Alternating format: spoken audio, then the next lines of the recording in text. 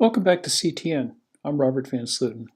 In this episode, we're going to try to put 8 queens on a chessboard. Let's get started.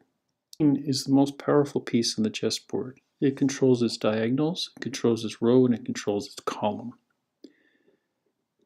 The question we're going to deal with is, can you put 8 queens on a chessboard without them conflicting with each other? Now I'm going to try to do this manually. I'm going to put one in the lower corner. You say, well, I can't, on the next column, I can't put it here. I can't put it there. It's on the diagonal. Looks like this one is safe right here. And then I go to the next column. Yeah, so where can I go? Looks like this is okay here, because otherwise I'd be conflicting with. All right. So we'll do that. And where could I go here? Well, this looks safe. We'll do that. And what happens now? Well, all right. We're okay here. Oops. Just give me a second. There we go. And what about the next one? Well, it's like a lot of these are out of the question. Diagonal. I think we're safe here.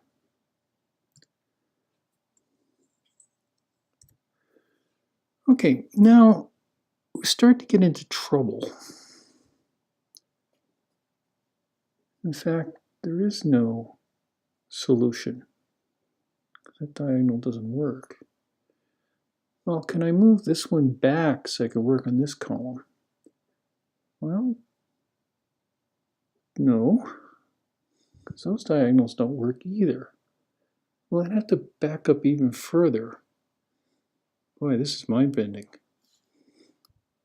Looks like a recursion problem to me. Let's let the computer do it.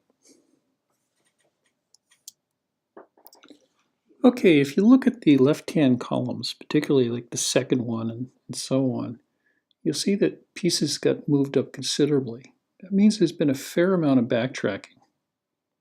It probably had gone through several situations where it had to back up. Let's move on.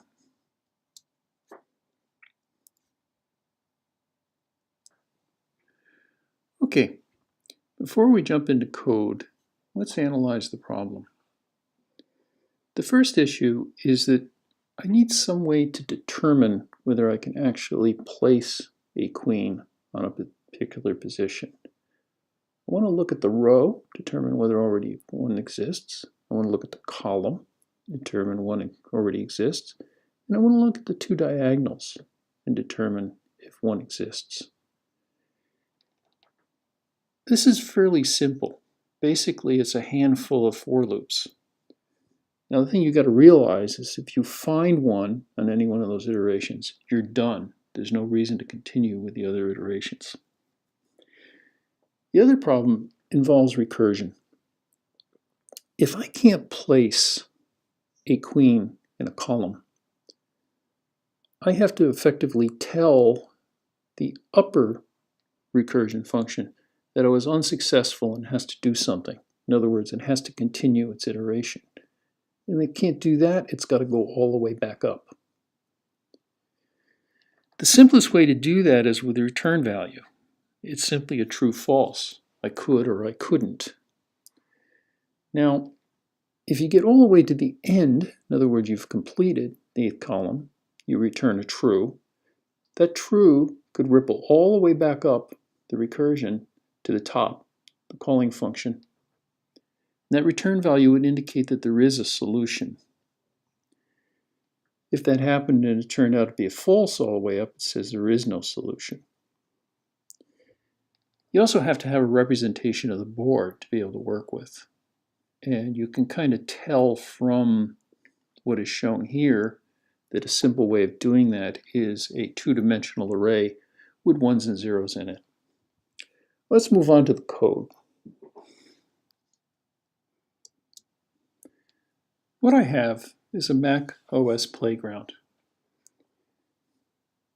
To begin with, I need to create a board, and I want an 8x8 two-dimensional matrix. So I have an array within an array. The indexes are from 0 to 7 and 0 to 7 for the rows and columns. I want to be able to print this board, and it sort of have a strange situation here where there's a decrement. And that's because I really don't want 0, 0, row 0, column 0 to be in the upper left-hand corner.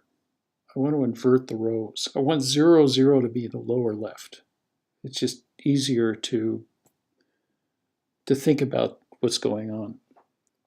It'd be nice if Swift ranges can go from negative to positive, but they can't. They have to go to a lower number to a higher number. I need to test. I need to figure out whether there's a queen in the row or column. And the rows and columns are actually easy. It's a simple for loop. The diagonals are a little bit more complicated. The easiest way to think about it is being 4. There's one from the queen going one way, and then from the queen, the same diagonal going the other. And then you have to do the other diagonal, do it the same way. So there's 4 for loops. If any of these fail, the test fails. Otherwise, you get a true. I can do it. Now here's the recursion routine called find, and it's passed in a column. In other words, you're working that particular column. And it returns true, false, depending on whether it succeeded or not. The stopping condition is column 8. There is no column 8, but if you reach that point, you're done. You actually found a solution. And that true will actually ripple back up the chain. Otherwise, you have an iteration. You're going from 0 to 7. You have 8 rows. So you're in a column or row. You want to test it. You're calling test. If you succeeded, you're going to place the queen there. Okay? Now here's where the recursion comes in. You recurse for the next column. And if the column comes back true, you're just going to return. But keep in mind that you're recursing all the way down the chain. It isn't just one call. It's a call, call, call, all the way down. So if you return true here, it'll return true above it. And it will ripple all the way up to the calling routine. Otherwise, you remove the queen and you go through the next iteration in the for loop. If you can't do any of those 8 rows, you return false, meaning you can't do anything. That will cause the for loop to reiterate for the next level up. If it can't succeed, it's going to return a false. Now, if that false ripples all the way up to the calling routine, it says there's no solution. I couldn't find anything. Down here, call find, starting at column 0. If it returns true, it prints the table. Else, it just simply says no solution. Let's run this. Just do it down here. Okay, what this is the same piece of text that I ended up showing you earlier. I just cut and pasted into TextEdit and changed the fonts and the color and so on and so forth. Let's move on to a question.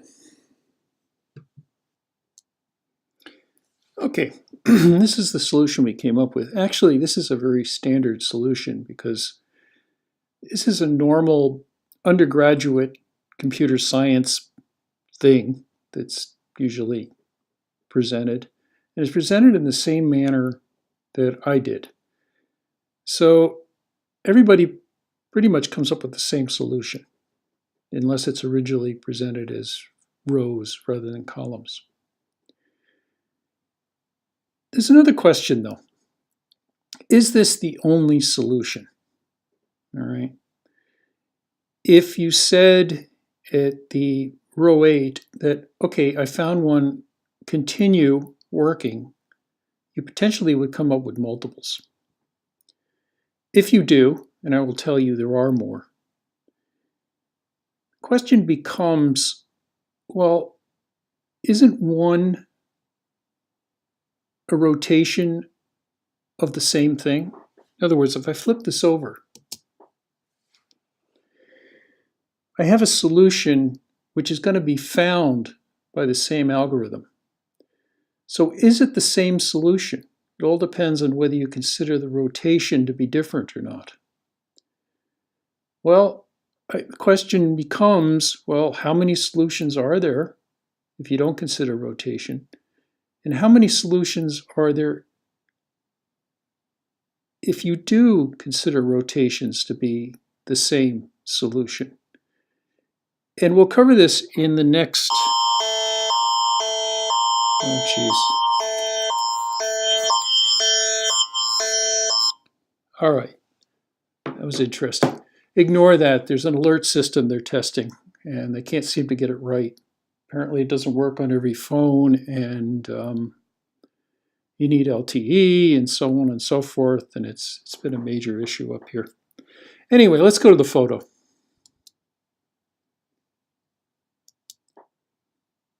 Thanks for watching.